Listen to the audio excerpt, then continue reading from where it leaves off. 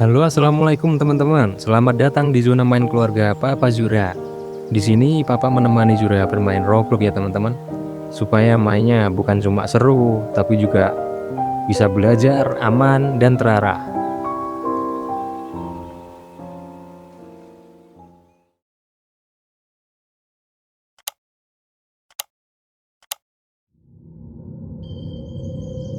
Papa, aku mau lihat bocina lagi, sebentar. Ayo. Ih, aku suka poci ini. Ih, Papa, kalau mendekat sini bisa lihat loh, Papa. Dia sini loh. Bisa lihat atasnya. Ternyata dia tuh sembunyi di situ, Pak. Yaudah, ayo. Menarik sekali ya teman-teman. Waktu ketemu pocong, si Zura tidak takut sama sekali. Dan di sini saya sadar, kadang rasa takut itu justru datang dari cerita orang dewasa, bukan dari anaknya. Aduh. Pak, tunggu. Ini aku di belakang banget. Oke. Aduh, jatuh terus tadi. Ya, aku untungnya sudah sampai di pos 2 ya guys ya. Oke teman-teman, banyak orang bertanya kepada saya ya, Pak, sebenarnya game itu baik atau buruk buat anak? Ada yang bilang bikin malas, ada juga yang bilang bikin anak pintar. Nah, di video ini Papa Zura tidak mau membela game ya teman-teman, dan juga tidak mau menyalahkan game. Kita bahas sama-sama dengan contoh nyata dari kebersamaan Papa Zura dan Zura ya.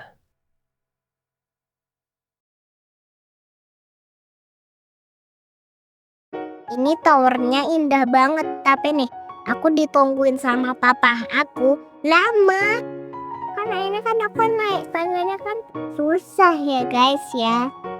Aku untungnya sudah sampai di pos 2 ya guys ya. Ini kita mau. Ya, kita mau melanjutkan lagi nih. Nah, ke atas nih. Tapi masih malu, Tis. Tidak apa-apa ya, iya. Tak apa-apa. Ayo. Tempatnya mana ya? Sini. Oke, yang pertama adalah fakta positifnya ya teman-teman.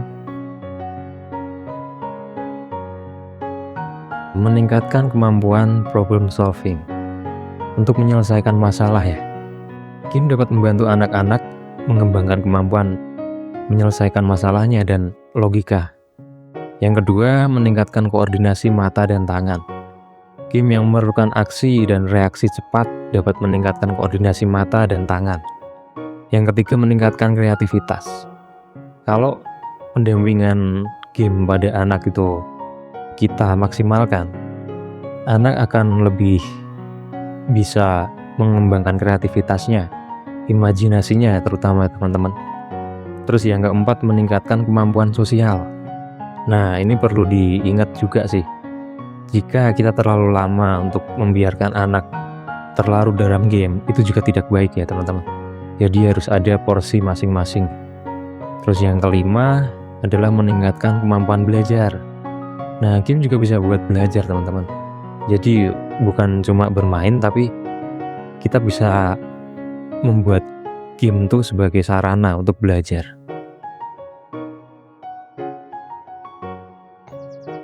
Sini. Kemana dong, Pak?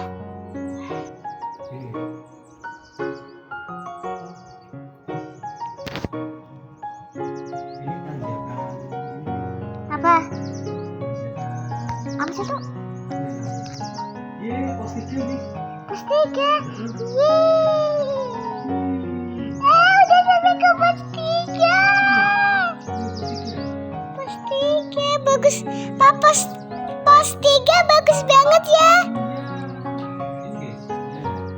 Itu gambar kita istirahat dulu. Aku di yang warna pink ya, Pak, aku. Papa jangan di situ, Papa yang sini. Sini nih, Papa.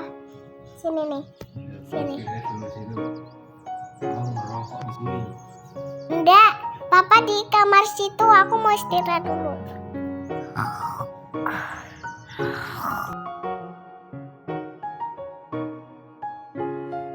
Halo. Halo.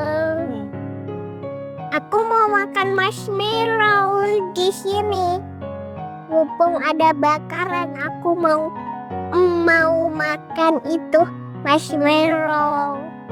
Dimakan. Aku mimpi itu bah. Mimpi itu bakar sate di rumahnya Uti. Papa, ikan apa yang paling malas? Ikan sapu-sapu. Bukan, Apa? ikan tidur.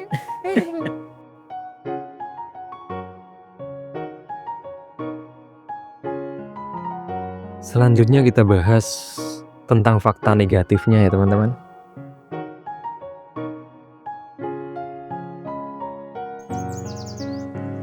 Yang pertama adalah kecanduan.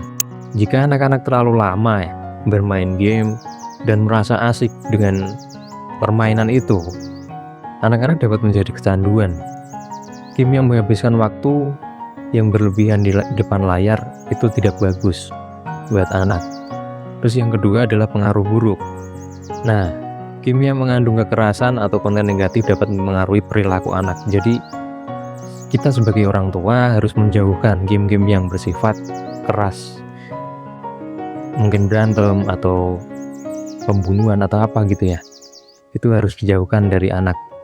Kita harus pintar-pintar memfilter game apa yang boleh atau tidak boleh dimainkan oleh anak. Nah, yang ketiga adalah kurangnya aktivitas fisik. Jika anak keseringan bermain game atau kurang beraktivitas di luar gitu ya, kurang olahraga gitu, itu bisa meningkatkan resiko obesitas ya teman-teman. Jadi kurang gerak, jadi kegemukan gitu kan. Nah, itu juga tidak baik buat anak. Terus yang keempat, kurangnya interaksi sosial. Nah, kurangnya interaksi sosial kita bisa mengontrol anak, membatasi waktu bermain gamenya. Jadi anak juga harus bermain di luar ya teman-teman. Kan banyak teman-temannya di luar. Kita juga bisa mengarahkan, oh ini harus bermain dulu.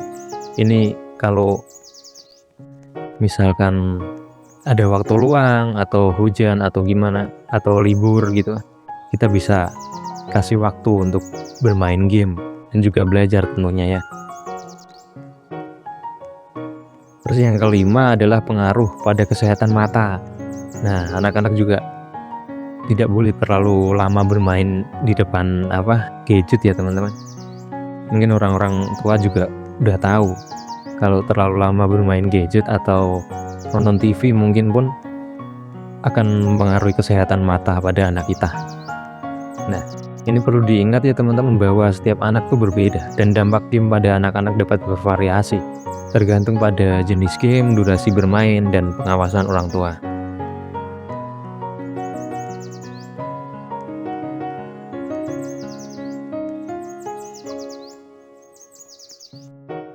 Menurutku sih Bapak, siang sama pagi sama malamnya aku kasih juara 1 tuh pahlawannya tuh. Karena indah. Dari cerahkan, Cerah sekali. kanan kirinya ada rumput. Ada rumput di langit yang indah. Ada rumput tuh namanya sabana. Kalau langit tuh dia di langit yang indah. Langit yang biru. Langit yang indah.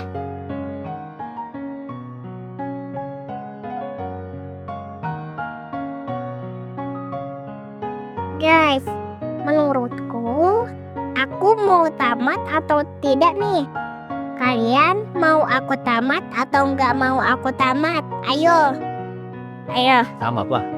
Iyalah. Kayaknya sudah sampai puncak guys. Heeh. Yeay, sampai puncak ini. Yeay, kita sudah selesai guys. Ini puncak merbabu. Puncak Merbabu guys, sudah sampai. Ya, akhirnya kita tamat juga ya. Oke teman-teman, sampai sekian dulu video kali ini dari Papa Jura dan Jura ya teman-teman. Semoga video ini bisa memberikan sudut pandang baru untuk kita sebagai orang tua. Kalau teman-teman merasa video ini bermanfaat, silahkan share ke orang tua lain ya. Dan jangan lupa subscribe, karena di zona main keluarga Papa Zura, Papa akan terus menemani anak bermain supaya mainnya bukan cuma seru, tapi juga bermakna. Assalamualaikum. Assalamualaikum. Sampai ketemu lagi dengan channel aku. Dadah. Dadah.